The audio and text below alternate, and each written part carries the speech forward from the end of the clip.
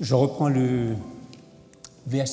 la fin du verset 47, où il est dit « Car je suis venu non pour juger le monde, mais pour sauver le monde. » Sauver. Un mot qui représente un énorme défi. Défi que va relever bien sûr notre Seigneur et Sauveur Jésus-Christ, mais sauver représente un défi. D'ailleurs, à quoi pensons-nous lorsque on entend ce mot « sauver » ? Quelques exemples, un bateau qui coule, et voilà les sauveteurs qui accourent et qui vont tout faire pour sauver ces gens. Un médecin qui se trouve devant un mourant et qui là aussi va tout faire pour le sauver. Ou encore un agent de police qui sauve un enfant qui allait se faire écraser en traversant la route.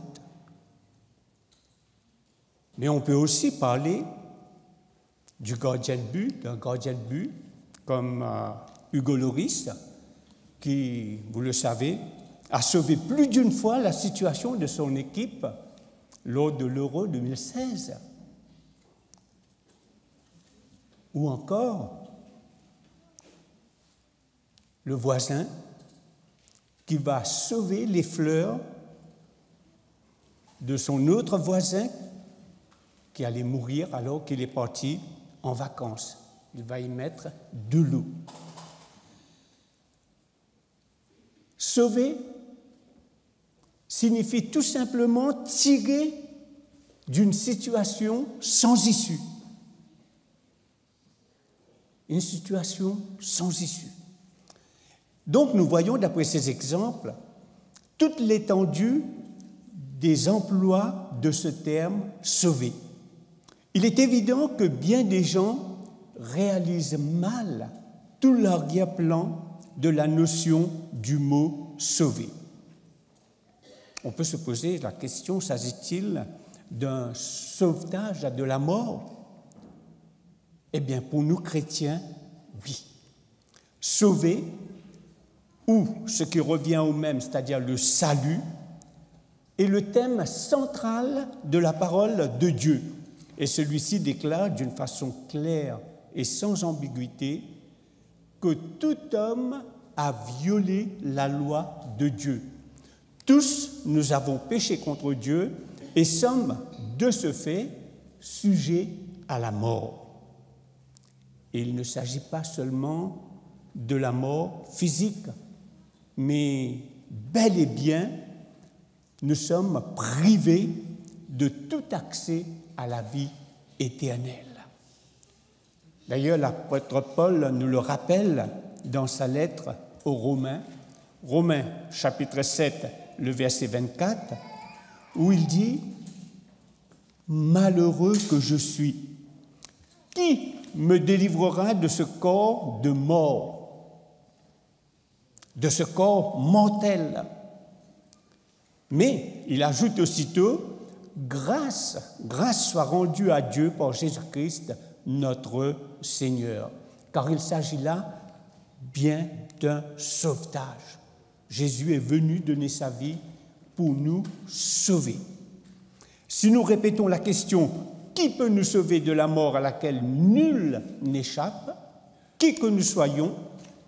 Eh bien, la Bible répond tout simplement « Jésus-Christ seul peut nous sauver. »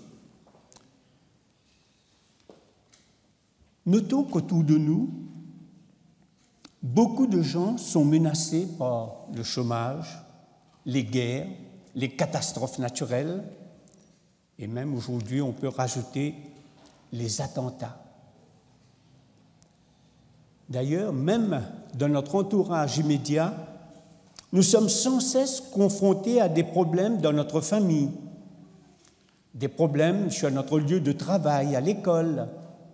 Et bien souvent, nous avons le sentiment d'être comme écrasés, Nous voudrions crier notre peur et prendre la tangente.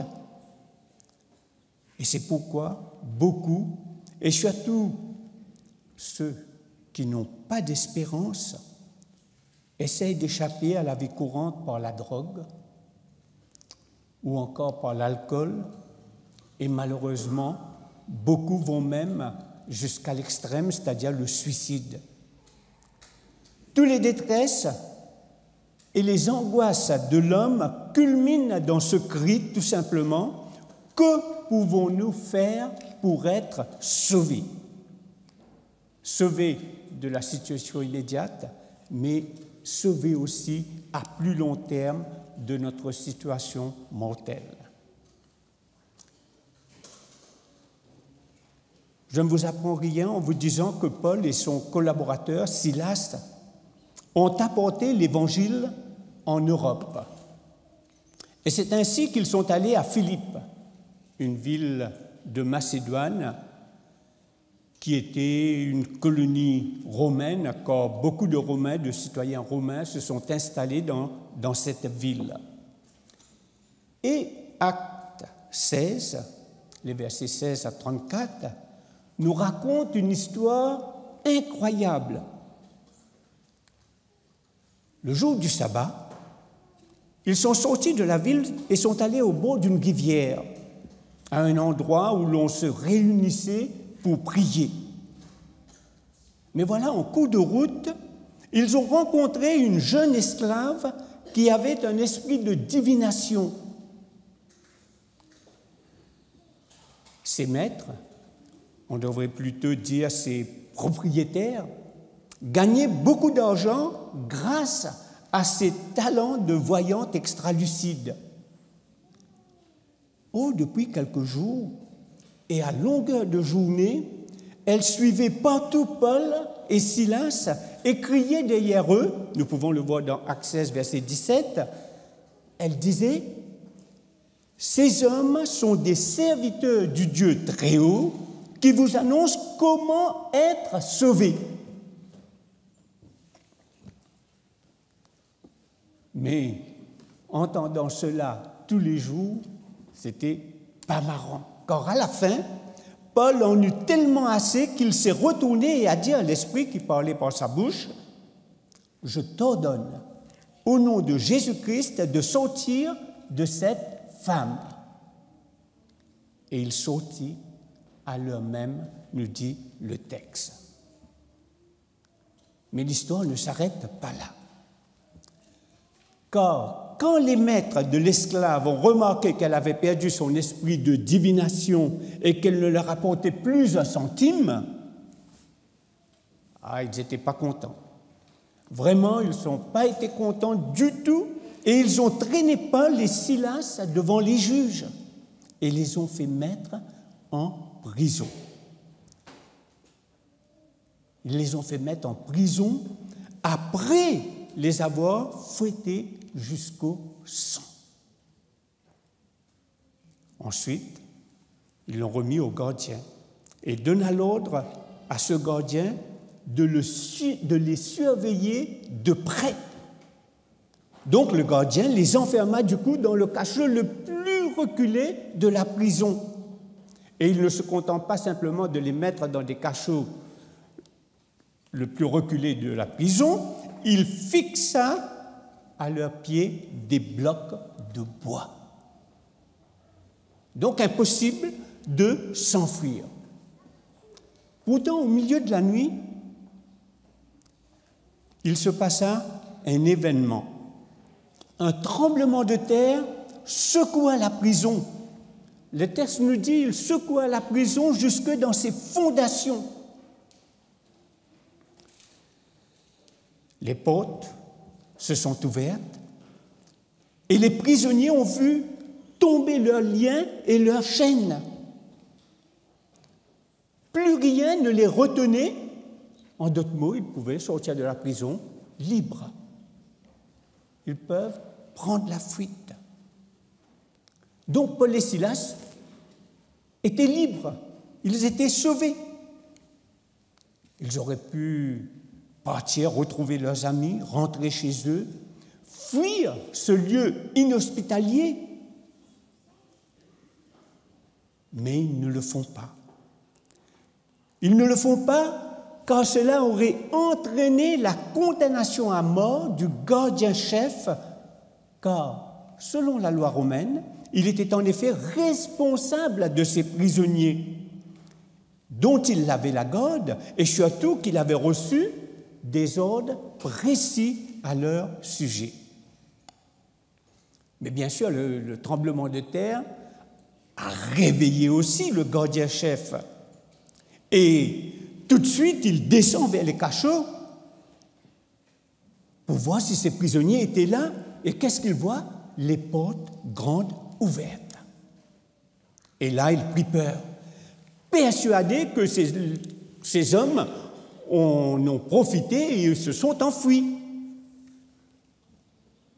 Il tira donc à son épée et il allait se tuer parce qu'il savait que c'est ce qui l'attendait, quand il entendit, tout au fond de la prison, Paul qui lui criait de toutes ses forces, « Ne te fais aucun mal. Ne te fais aucun mal.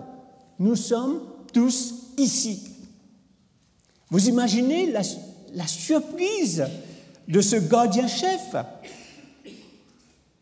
tout tremblant. Du coup, c'est lui qui tremble, donc il se dirigea vers ses prisonniers. Il demanda des torches pour y aller. Il s'avança vers eux et il se rend compte que ce sont bien Paul et Silas, les prisonniers qu'on lui a spécialement recommandés, qui étaient là, sans chaîne, libres. Mais ils étaient là, dans leur cachot. Alors, tout tremblant, le gardien-chef est tombé à genoux devant Paul et Silas. Il leur a fait sortir du cachot et les a conduits chez lui et leur a simplement demandé: « Messieurs, que dois-je faire pour être sauvé ?» Mais quelle question! Normalement, il aurait dû demander: « Pourquoi ne vous êtes-vous pas enfui? Qu'est-ce que vous faites là? Vous êtes libre, vous n'avez plus rien à vos pieds et au lieu de vous enfuir, vous êtes là. Mais qui êtes-vous » Mais voilà, auparavant, ce gardien-chef ainsi que tous les prisonniers de la prison ont entendu Paul et Silas chanter, prier, louer Dieu, lui rendre grâce de ce qu'ils sont, eux, des chrétiens. Ils les avaient entendus. Ils n'avaient pas trop vraiment compris, mais là, ils comprenaient et ils se posaient des questions. Ils se demandaient: mais qui sont ces gens qui, prêchant quelque chose, prêchant l'amour de Jésus, prêchant non seulement l'amour, mais tout ce que Jésus a fait, la crucifixion de Jésus, pourquoi il l'a fait? Et il se demande: mais ces gens-là, vraiment, ils mettent en pratique ce qu'ils prêchent, ce qu'ils disent. Qui étaient ces gens qui, joignant le geste à la parole, ne se sont pas enfuis, mais sont restés là à l'attendre? Il avait besoin, lui aussi, de connaître ce Jésus. Et la réponse de Paul est toute simple: crois au Seigneur Jésus et tu seras sauvé, toi et ta famille. Et tout de suite, Paul et Silas vont lui annoncer à la parole, lui et toute sa famille. On pourrait dire, commence à ce moment-là l'étude biblique réellement. Car finalement, il a compris que Paul et Silas ne pensaient pas à eux-mêmes, mais qu'ils étaient restés pour le sauver, lui, de la mort et le faire connaître, Jésus, qui, lui, le sauvera définitivement de la mort éternelle. Donc maintenant, vraiment, il voulait connaître ce Jésus et cette nuit-là, il va donner sa vie à Jésus. Souvent autour de nous, on voit des gens rire ou pleurer. Beaucoup reconnaissent qu'ils ont peur de l'avenir. Il y a comme une sorte d'angoisse qui les tenaille, qui les empêche de vivre pleinement. Et comme le geôlier de Philippe, il cherche, il demande, mais quel est le chemin du salut? Que dois-je faire pour être sauvé, pour sortir de cette situation de ténèbres? Malheureusement, trop souvent, nous, je m'y inclus, nous oublions que Dieu compte sur nous, sur son Église, ses disciples, ses enfants, pour aller au-devant de ces gens sans espérance. D'ailleurs, la Bible est remplie d'exemples. Nous lisons dans le second chapitre des Actes des Apôtres qu'après le discours de Pierre à la foule lors de la première Pentecôte, les auditeurs furent profondément bouleversés et lui demandèrent tout simplement, acte 2, verset 37, « Que devons-nous faire pour être sauvés ?» Ça a été leur question après avoir entendu parler de Jésus. Autre exemple,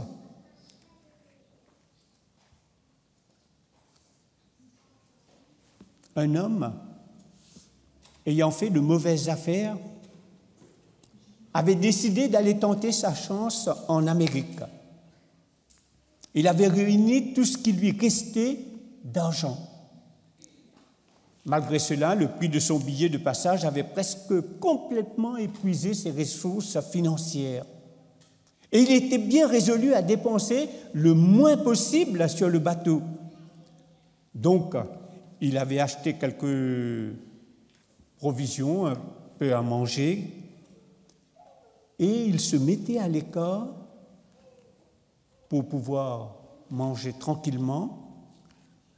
Il attendait que les passagers aient quitté le pont pour aller dans les salles à manger. Alors lui, à ce moment-là, il se mettait à l'écart et mangeait. Mais malheureusement, il n'avait pas acheté assez de nourriture et il restait encore plein de jours de traversée. J'ai oublié de vous dire que cela se passait au siècle dernier, où la vitesse des bateaux, puisqu'on allait encore en bateau aux États-Unis, et la vitesse des bateaux n'était pas terrible. Bientôt, il sentit la faim le tenailler et la faiblesse aussi. Il se sentait faible jusqu'à ce qu'un jour, un beau matin, il se retrouva évanoui sur le pont. Bien sûr, on appela le médecin du bord qui, après l'avoir ranimé, l'invita à le suivre à l'écart pour l'interroger. « Dites, monsieur, vous me faites l'impression de quelqu'un qui n'a pas mangé à sa faim. Ici, personne ne nous entend. Dites-moi la vérité, est-ce que vous avez mangé ?» « Ah oui, répondit l'homme en baissant la tête, c'est vrai, je n'ai presque pas mangé à ma faim depuis assez longtemps, depuis même le début de la traversée. » L'autre lui dit, mais pourquoi cela? Le docteur lui pose la question, pourquoi cela? Alors il explique, je veux économiser mon argent car j'ai juste la somme nécessaire pour ne pas être refoulé à mon arrivée à New York, parce qu'il lui fallait cette somme pour pouvoir prétendre à rester aux États-Unis. Le docteur le regarde, mais rassurez-moi, mon ami, lui dit-il, vous n'êtes pas un passager clandestin, vous avez bien payé votre billet. Oui, oui, bien sûr, docteur, j'ai payé mon billet. Mais alors, vous avez droit à tous les repas servis dans la salle à manger du bateau, puisque vous avez payé votre billet, et dans ce billet est inclus les repas. Ah oui? Je ne le savais pas. Je ne le savais pas. Malheureusement, autour de nous, il y a beaucoup de gens qui ne savent pas et qui cherchent. Matthieu 19, verset 16, vous avez le jeune homme riche qui s'approcha de Jésus et qui lui dit « Maître, que dois-je faire pour avoir la vie éternelle ?» Pourtant, il observait les commandements. C'était un homme religieux. Et il ne savait pas. Il demande « Que dois-je faire pour avoir la vie éternelle ?» Luc 10, verset 25. Docteur de la loi, il se leva et demanda à Jésus pour l'éprouver, c'est vrai, mais il pose la question « Maître, que dois-je faire pour avoir la vie éternelle ?» Un docteur de la loi, qu'en pensez? Lui qui pose cette fameuse question, que dois-je faire? Apparemment, il ne le sait pas. Alors la question se pose, croyons-nous réellement qu'aujourd'hui, qu'il n'y a plus personne qui se pose cette question? Croyons-nous réellement qu'aujourd'hui, qu'il n'y a plus personne à sauver? La même question a été posée à Philippe par un haut fonctionnaire de la cour d'Éthiopie. Ce dignitaire au service de la reine était venu à Jérusalem pour y adorer Dieu. Sur le chemin du retour, il lisait le livre du prophète Ésaïe. Mais voilà, Philippe, lui, a reçu de Dieu l'ordre de se tenir en pleine chaleur de midi sur cette route de Jérusalem à Gaza pour y aborder le haut dignitaire et lui annoncer l'Évangile. Après l'avoir annoncé l'Évangile pendant des heures, à la fin de leur conversation, l'Éthiopien pose la même question. Que dois-je faire maintenant? Moi, je veux suivre Jésus. Que dois-je faire? Il va être baptisé. Il va donner sa vie à Jésus. Et joyeusement, il va poursuivre sa route. Parce que, tout simplement, il a trouvé quelqu'un pour répondre à son attente, à ses questions. Pardon. Dans Conquérant Pacifique, page 96, il est écrit « Cet Éthiopien représente le groupe important de ceux qui ont besoin d'être instruits par des missionnaires tels que Philippe, des hommes qui entendront la voix de Dieu et iront là où il les enverra. » Je crois que ça s'adresse à nous aussi aujourd'hui.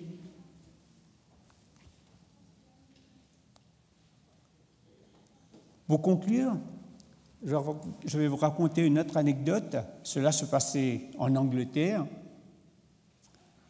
Et un païen disait à un évangéliste, « Comment se fait-il, si l'évangile est vrai, que vous soyez obligés d'aller l'annoncer de lieu en lieu, de porte en porte? Les gens ne devraient-ils pas venir en foule vers vous? »